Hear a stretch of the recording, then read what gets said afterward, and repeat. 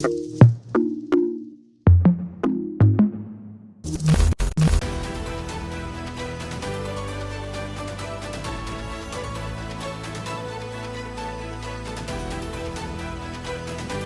back, Broncos. This is Billy Huang.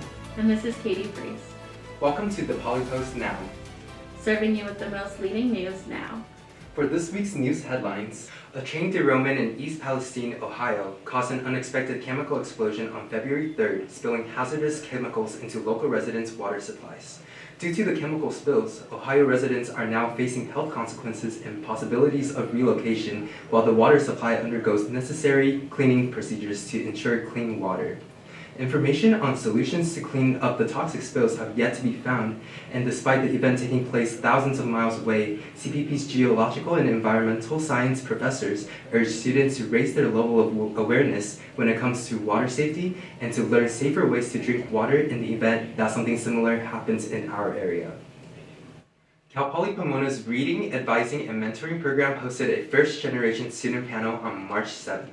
The first-generation student panel allowed students to have a safe space to learn how to better navigate college campus life while getting to know other first-gen students who were in their shoes just a few years prior. The RAMP program is not limited to only first-generation students, and any low-income or new transfer students are welcome to join too. If you are interested in attending the next event, RAMP will be hosting another panel on April 4th, teaching students how to understand their credit scores. Other events can also be found on their CPP webpage. As midterms approached, Cal Poly Pomona students were able to unwind and recharge with yoga. ASI hosted the Yoga for a Healthy Back session during U Hour at the Brick on March 9th to help CPP students unload stress and strengthen their backs. Yoga instructor Andrea Istrate led off the session using different yoga poses and breathing techniques. ASI provided students participating in the session with all the equipment they needed. The session explored different yoga poses, some harder than others, while Istrate helped students struggling and provided various options allowing students to work on their poses. ASI hosts different yoga classes and other free events every week. Students looking to take a break from school can find more information on the ASI website. The Los Angeles Cat Extravaganza and Adoption, hosted by Loving Cats Worldwide, brought hundreds of cat enthusiasts to the Pomona Fairplex from March 4th to 5th. Visitors were able to adopt cats, shop for cat products in the shopping villa, and enter their cat in a competition. Loving Cats Worldwide partners with numerous charities and rescues to bring in cats for adoption. Visitors were able to know their future pets before adopting, or simply share a hug and spend some time with a cat. Most visitors of the extravaganza consisted of everyday cat owners as well as cat enthusiasts. There for fun, and visitors in the shopping villa sold a variety of products from handmade cat toys to cat wheel treadmills as well as cat merchandise like stickers and clothing. The event will return to California after stops in Florida and the United Kingdom. Now to David with sports.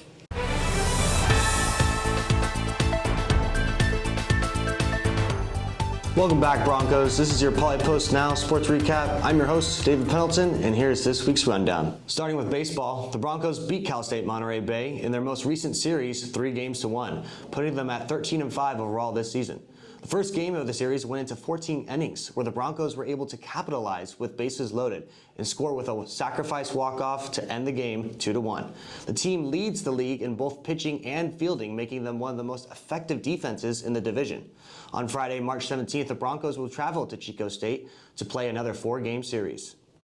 Moving on to women's basketball, the team finished the season 18-11, losing to Dominguez Hills 61-87 in the NCAA tournament. The team fought hard, according to head coach Danielle Bishop, but failed to adjust late into the game. Senior guard Allie Bates ends her final season strong, scoring the most points on the Broncos with 379. Winning the CCAA championship last year, the men's outdoor track and field team continued to be the dominant force all around. The Broncos traveled to Fullerton on March 10th for the Ben Brown Invite, ranking nationally in multiple categories. Broncos junior Ryan Fields now ranks first place in the NCAA Division II performance list after he closed the event in the 400-meter with a time of 47.27. Ranking second in the nation, Broncos sophomore Namdi Onways finished the 110-meter hurdles with a time of 14.1. Sophomore Daniel Echeves now ranks first in the nation in the 5,000 meter after finishing with a time of 14:29.35 at the Ben Brown Invite.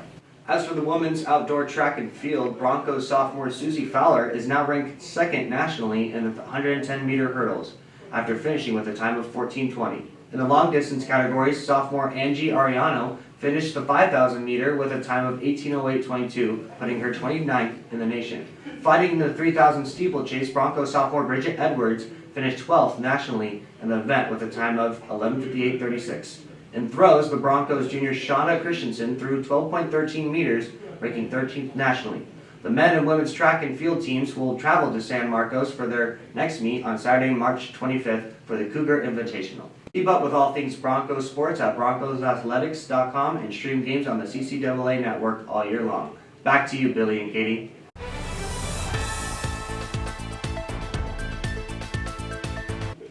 Thanks, David. Now for the recap of this week's latest news. Ohio train derailment sparks environmental concerns. Cat extravaganza brings cat lovers to Pomona Fairplex. First generation student panel shares perspectives on navigating college life. ASI hosts yoga for a healthy back at the Brick. For more information on this week's news, you can head to thepolypost.com. This has been Billy Huang. And this is Katie Priest. See you next time for another 5 minutes of Polypost Now.